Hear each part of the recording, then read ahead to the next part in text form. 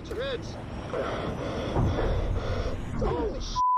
We're not flying F-18s under bridges. The tiniest little mistake is gonna be catastrophic. So let's just go over the top of the bridge and everything's gonna be fine and it's gonna be a lot safer. My name is Dave Berke. I spent 23 years in the Marine Corps as a fighter pilot and I spent 3 years as an instructor at Top Gun. I was lucky enough to fly the F-18 Hornet, the F-22 Raptor, and the F-35 Lightning II. Today we're gonna look at scenes from Top Gun and Top Gun Maverick and judge how real they are. Transitioning to scramjet.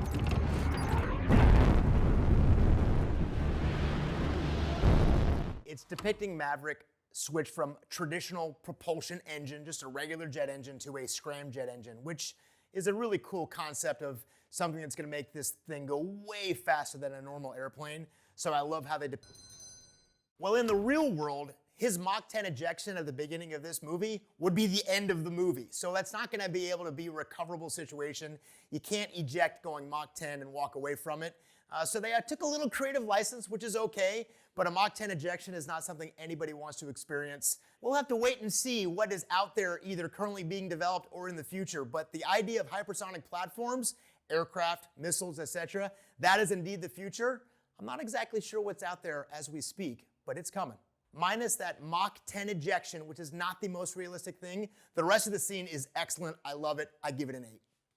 As briefed, today's exercise is dogfighting. Guns only, no missiles. We do not go below the hard deck of 5,000 feet.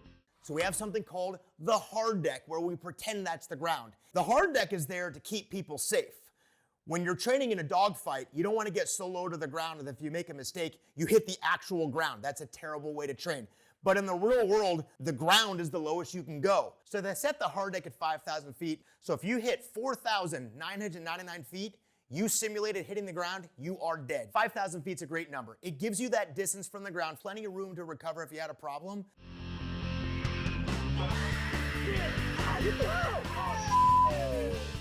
That would be highly unsafe and dangerous, but boy, it makes for a good clip. Threading the needle between two jets that are just a few feet apart is really, really hard to do. But also, this training isn't designed to put the two other training pilots into a situation by which they have to react to not getting hit by another aircraft. It's how to coordinate them working together, finding an enemy, maneuvering to be able to shoot that enemy. Look at that, brake light. Rooster just saved your life, fellas, but it's gonna cost him.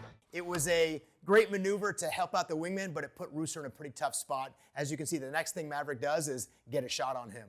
This is a great scene depicting a dogfight, and the reason we train dogfighting, you as a pilot have to learn to explore the maximum capability of an aircraft. If you can't fly your jet right at the edge of its capabilities, you're gonna give away an advantage. This is a 2 against 1. We call that section engaged maneuvering, 2 aircraft against an unknown enemy. In this case, Maverick is representing that enemy aircraft. Very realistic. Where's he going? Leaving your wingman. There's a strategy I haven't seen in a while. For all you folks at home, this is how you bury a fossil. Good old hangman leaving his flight lead out to dry. Getting away from your flight lead, getting a bigger perspective, seeing more things, that can be a great thing. There's a little question about if that maneuver is to help your team or to help yourself. I think we know the answer in this particular case with that character. At Top Gun, we don't really see the rogue mentality that's depicted in this movie by either Maverick or Hangman. What you see is a ton of great teamwork, you see a ton of collaboration, you see a ton of humility. I love this clip, I give it a 9. This shows some great maneuvering, some great dogfighting, very, very realistic scenes. The flying is outstanding.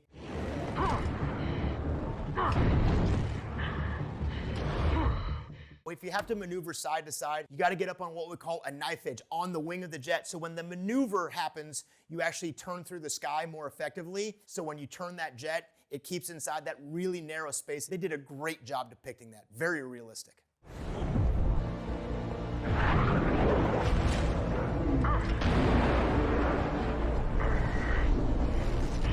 He transitions to what we call a low altitude pop. He's right over the desert at probably 100 feet. That is really, really low. Takes a lot of attention and skill to do that. When he's at the top of that maneuver and rolls upside down to pull toward the target, that's exactly how we teach it. The whole point to that is the higher you climb and the more altitude you have and the higher the angle of climb, the harder it's gonna be to see the target on the ground. So he has to roll upside down so he's looking at the top of the canopy to be able to maintain sight of this target throughout the entire maneuver. He's gotta aim these precision laser-guided weapons right onto this very, very small target.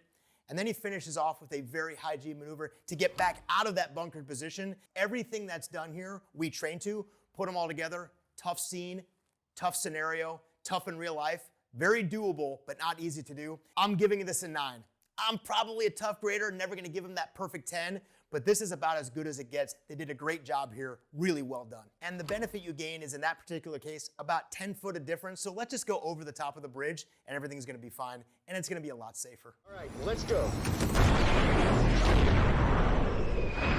When we come back to Top Gun, in the movie Top Gun Maverick, we see that we've now replaced the F-14 Tomcat with the F-18 Hornet. In this case, it's the F-18 E&F Super Hornet. It's also a more maneuverable, a more nimble jet. Now, the F-14 is faster, but the F-18 Super Hornet, as it's evolved, is a very, very formidable, capable machine. Bob, check your laser. Air to ground check complete. Laser code verified. 1688. Laser is a go.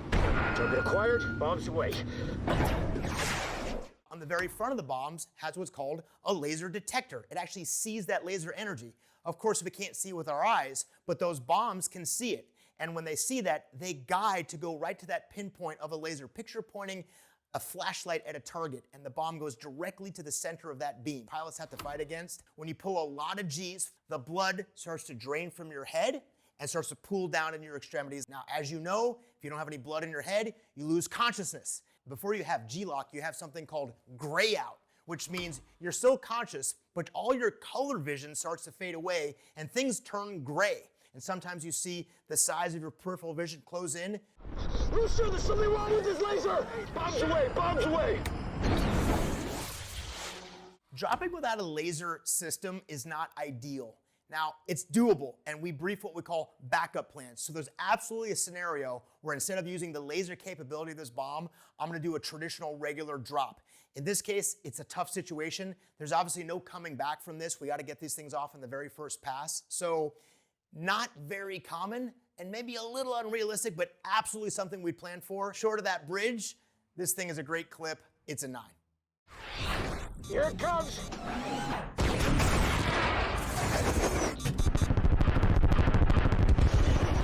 Flares work against infrared missiles, ones that look for heat signatures, and the flare is designed to mask or cover your engines. The missiles being shot in this scene are radar-guided missiles. It looks really cool in the scene, but those flares would have no effect on the missiles being shot at them because they're not looking for heat signatures. Break right, payback, break right! Breaking right! Oh my God, here they come! Having to dodge a missile is a really tough thing to do and often doesn't work out in our favor. The ideal situation is before we're getting shot is to avoid that missile's detection situation or try to take out the radar that's targeting you. So while those missiles might be there, the radar that's guiding those missiles, if we can take that out, we render those missiles useless. What about Maverick? Tell him there's nothing he can do for Maverick, not in a guy F-18. I would not want to get shot at by a missile. I've been shot at before, not by surface air missiles. It's not fun at all. But if I had to pick an airplane to get shot at, I definitely prefer to be in the F-18 with the capability it has. The F-18 has evolved, has systems on the airplane that are more advanced, better detection, probably a little better maneuverability, but more importantly, a better situation to understand what's happening so they can react sooner and more effectively. I give this scene a 7 for realism, but this scene gets a 20 for emotion and for action. There's 300 breakers back here. Anything more specific? I don't know.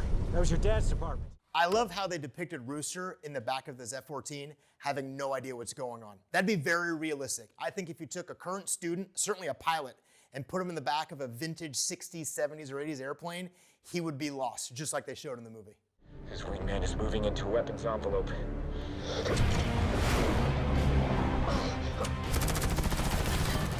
A weapons envelope is simply the range at which you can shoot a weapon. We are taught and trained at Top Gun, each aircraft weapon system, the gun, and different types of missiles all have envelopes. We memorize those envelopes, we train in those envelopes, and we maneuver to fly in and out of those envelopes to maximize our ability to kill an opponent. So that's depicted really well here. What the? What they're really trying to show is what we call super maneuverability, this ability to almost cartwheel through the sky that a 4th gen airplane like an F-18 simply can't do. But that maneuver can absolutely be done. If you've watched the latest F-22 Raptor airshow demo, you'll see what I'm talking about. We gotta get low. The terrain will confuse his targeting system. Getting down towards the ground in the trees, especially if the enemy is above you, can cause problems.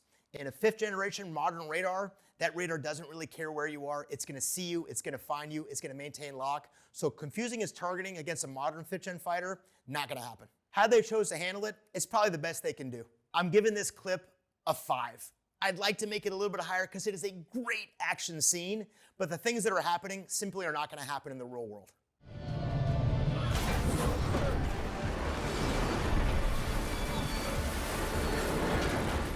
They have no nose landing gear and no tail hook. This is a bad situation to be in. So they literally have no options in this situation. They have to barricade it, but this is very different from the typical arresting gear that catches the hook and brings the jet to a normal stop. Arresting gear is very, very reliable.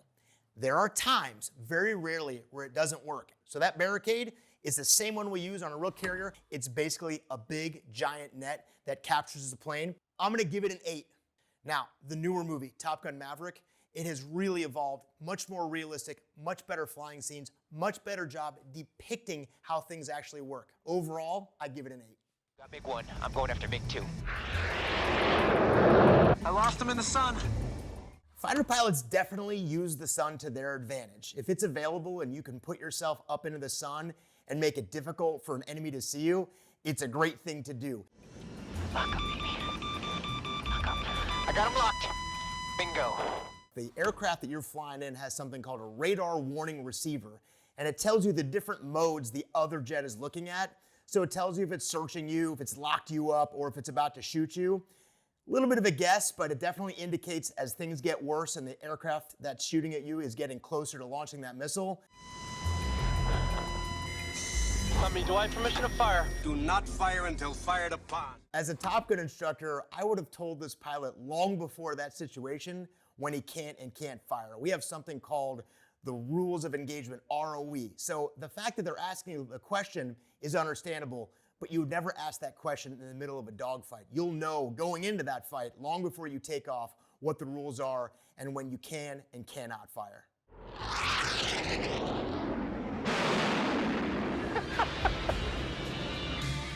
Watch the birdie. That is a cool looking movie clip. You can certainly fly upside down. You can see the Blue Angels and the Thunderbirds do that. In a real situation, you'd need a lot more space between the planes. First of all, they might actually hit each other. Second, it'd be really hard to maneuver. And third, if someone looked up and saw a plane directly above them, they'd probably turn their jet immediately, and that'd be a problem really for both of them. You just can't get that close in the real world.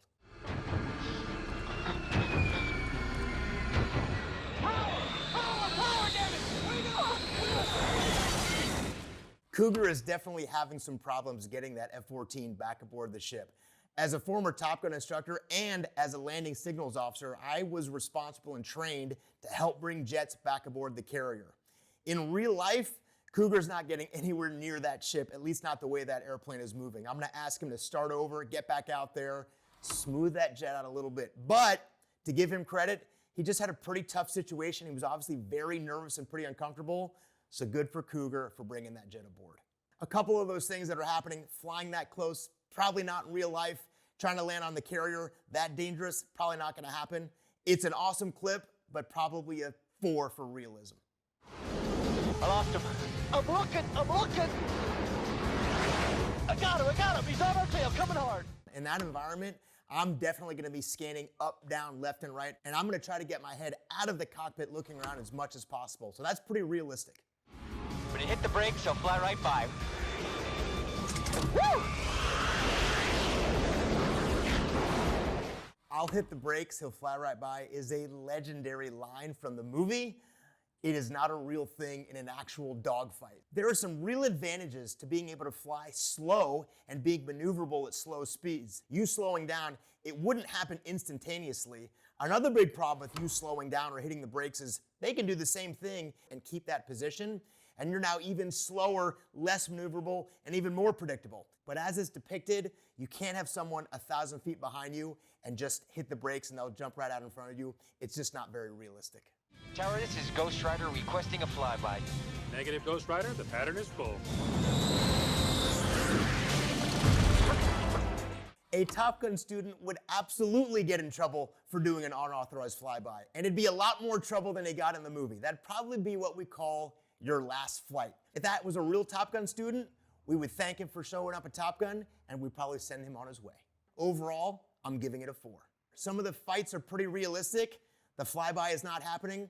Stay with Hollywood, Mav. We're his cover. Don't you leave me, Maverick. Hollywood, you're looking good.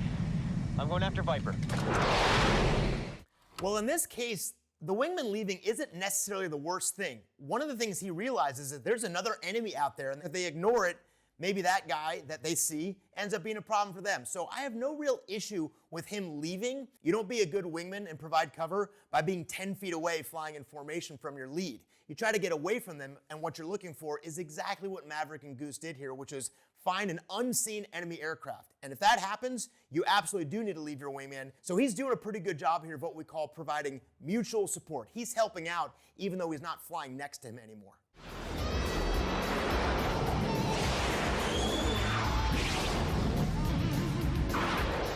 We did head-to-head training at Top Gun all the time. We called it a high-aspect merge. One aircraft pointing at another, going right past each other. That was a very common training, very realistic training, and also very fun training we did at Top Gun. Viper, in this case, is flying in a plane called an A4 Skyhawk. It's well represented. It's what Top Gun used in the 80s to replicate enemy aircraft. The A4 is much smaller, it's much more nimble, and much more maneuverable than the F-14. And to have a dogfight in that aircraft, that's going to be a problem fighting against an A4, especially against the commander of Top Gun. Keep coming. Still close for missiles, Goose. I'm switching to guns. That's pretty realistic. Missiles have what's called a minimum range.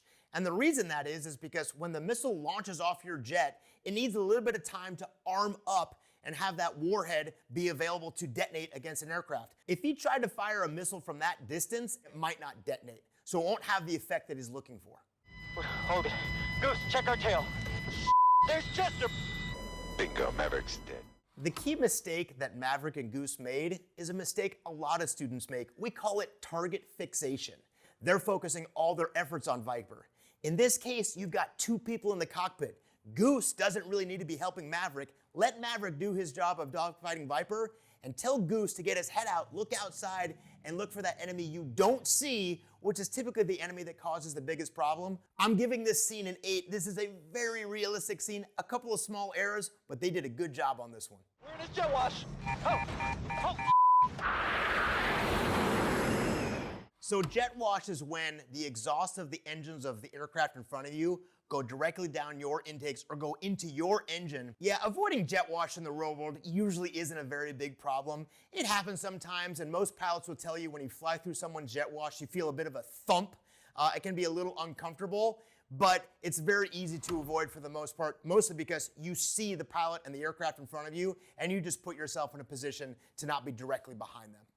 Mav, we're out of control. This is not good. This is not good. Mayday, mayday. Mav's in trouble. He's in a flat spin. He's heading out to sea.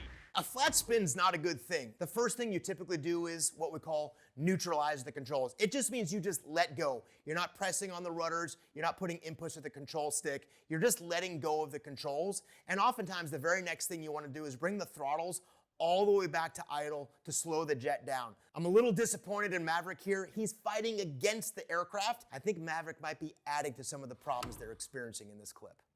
Watch the canopy.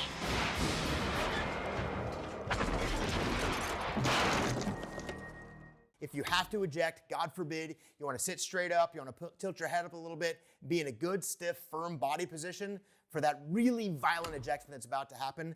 I'm lucky enough to have never had to eject from an actual aircraft. But once you pull that handle, a rocket fires the canopy and launches the canopy off the jet, and then very shortly after, another rocket shoots the seat up out of the airplane. In the case of an F-14 Tomcat, the backseater goes first, and then the pilot goes second. So there's a sequence to that too, but all of those situations are very violent and can be very dangerous for the people inside.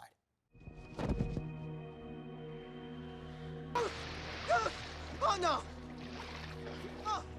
Well, what I saw from that landing over water unfortunately happens sometimes. You have that ejection, and your first thing when you eject is you gotta land in the water. The first thing you wanna do is get into your raft, and I think Maverick's priority was, as soon as he could get in the water, swim over to his buddy, try to help him out, try to pull him into his raft or pull him into some safety.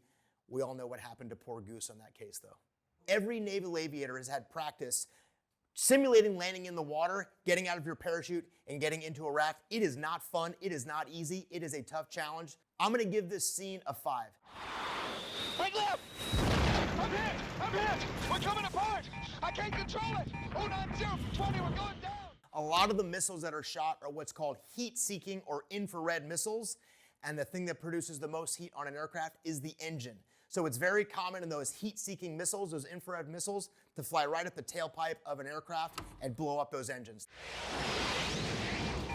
Just flew right through his jet wash! Good recovery, Mav! Mav did a little better this time with that jet wash. I still wish he would just relax a little bit and not over-control the aircraft, but in this case, he was able to recover the jet before it flamed out and got into that spin, and it got him back into the fight. So good job, Mav. Now!